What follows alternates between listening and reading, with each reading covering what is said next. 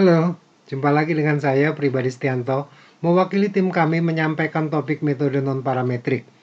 Video ke-10 ini akan membahas run test untuk menguji kerandoman.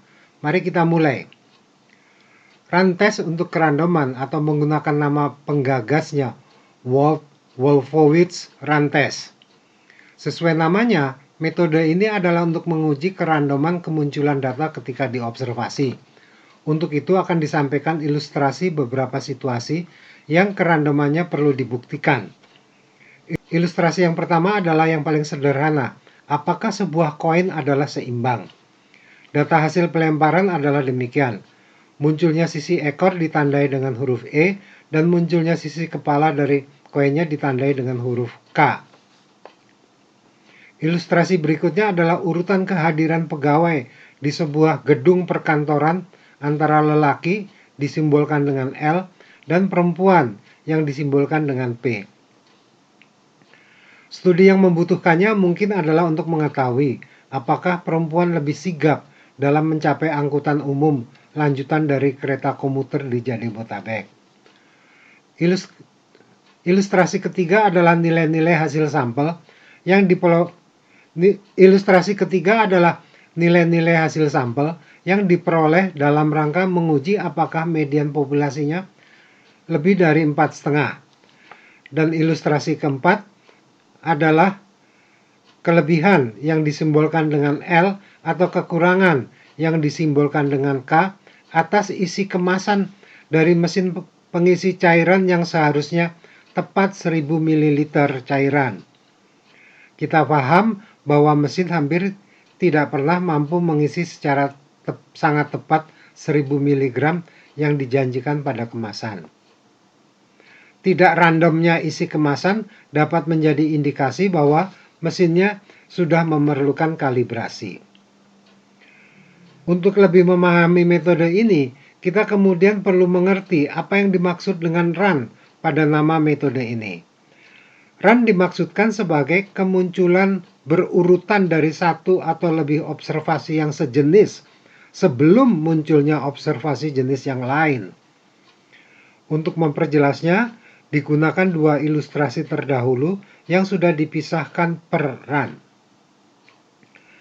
Ini ilustrasi pelemparan koin. Untuk mempertegas run, selain dipisahkan dengan spasi, juga tanda garis bawah masing-masing observasi sejenis yang dibedakan antara garis bawah tunggal pada E dan garis bawah ganda pada K. Pada ilustrasi ini, kedua observasi yang berbeda itu adalah E dan K. Silahkan dihitung, datanya mempunyai 16 run. Sekarang penyampaian run untuk sampel data dalam menguji bahwa median populasinya adalah 4,5. Observasi sejenis ada dua, yaitu yang kurang dari 4,5 dan yang lebih dari 4,5. Kemunculan 2, 2, dan 3 adalah sebuah run karena nilai-nilainya di bawah 4,5. Dan nilai setelah kemunculan 3 adalah nilai sebesar 5 yang merupakan observasi berbeda jenis karena bukan di bawah 4,5. Silahkan diperiksa, datanya berupa 5 run. Kita lanjutkan pada frame berikutnya. Disajikan situasi ekstrim kemunculan run. Pertama pada pelemparan koin yang menghasilkan 28 run. Kedua pada kedatangan pegawai yang menghasilkan hanya 2 run saja. Anda benar bila berkesimpulan bahwa teramat banyak run atau teramat sedikit run adalah tanda ketidakrandoman. Tentu kemudian diperlukan kriteria untuk menetapkan kapan suatu data dapat disimpulkan sebagai random atau tidak random. Dari sini kita berbicara prosedur pengujian hipotesis kerandoman. Ini menjadi domain dari metode non-parametrik karena yang diuji memang bukan parameter dan distribusi populasinya tidak terdefinisikan. Beginilah prosedur pengujiannya. Dengan desain H0 bahwa kemunculan observasi adalah random dan HA adalah komplemennya, yaitu bahwa kemunculan observasi adalah tidak random. Statistik uji T akan berdistribusi normal sehingga kriterianya adalah tolak H0 bila Z uji di ujung kiri dan kanan distribusi Z. Ingat, kemunculan dengan run amat sangat sedikit atau akan amat sangat banyak tanda ketidakrandoman. Dan sesuai dengan distribusi normal Z, nilai amat kecil atau amat besar dari jumlah run menempati ujung-ujung kiri dan kanan distribusi. Dan statistik uji Z adalah demikian ini.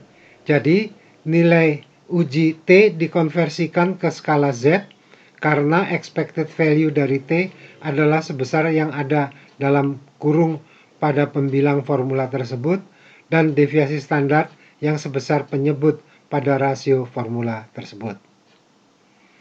N1 dan N2 pada formula masing-masing adalah banyaknya observasi jenis 1 dan jenis 2. Kemudian perlu dicatat bahwa prosedur ini mensyaratkan bahwa N1 dan N2 masing-masing sekurang-kurangnya adalah 10. Mari kita bahas contohnya. Inilah contohnya. Silahkan pause video untuk memahami soal. Jadi kasusnya adalah akan membuktikan bahwa kedatangan pegawai lintas jenis kelamin ke gedung kantor adalah random pada tingkat signifikansi 0,05. Mari kita lihat proses menjawabnya. Baik, ini proses jawabannya. Disajikan kembali urutan kemunculan pada soal. Dilakukan penyusunan run dan penghitungan run.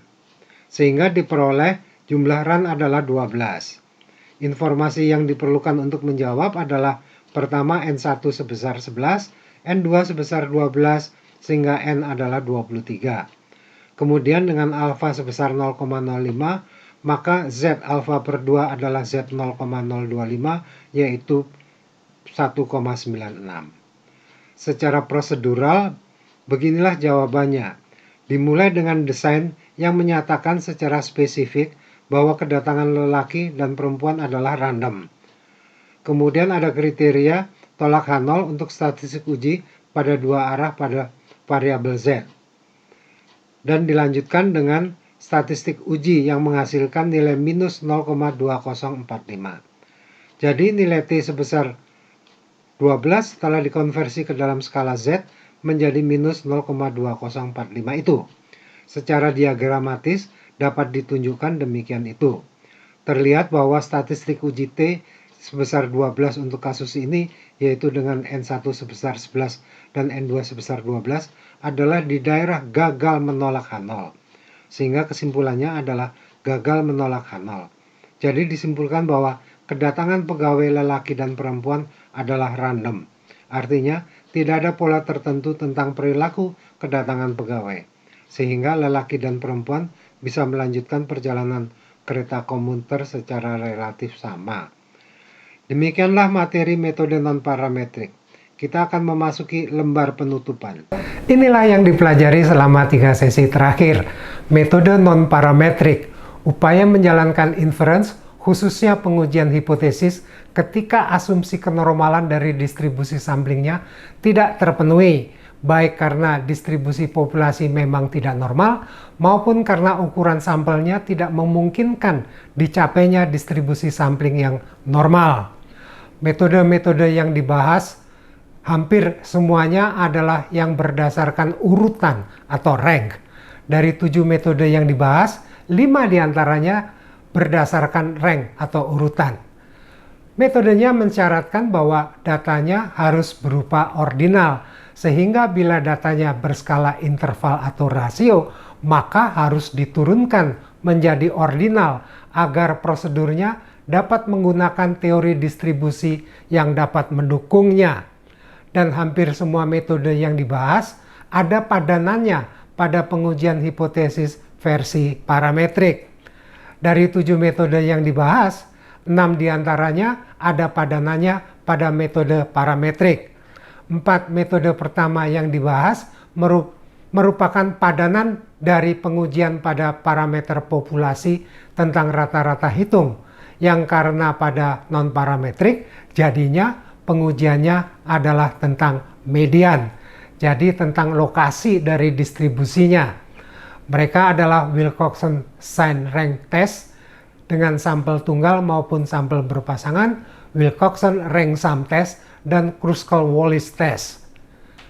Dua terakhir merupakan pengujian tidak berdasarkan rank, yaitu tes yang merupakan padanan dari pengujian sebuah proporsi, dan terakhir ada materi untuk metode non-parametrik guna menguji kerandoman dari munculnya hasil observasi yang dikenal dengan Wolfowitz Rand Test atau juga disebut sebagai Rand Test for Randomness.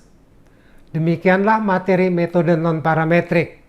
Terima kasih, salam sehat, dan semoga sukses dengan materi metode non-parametrik ini.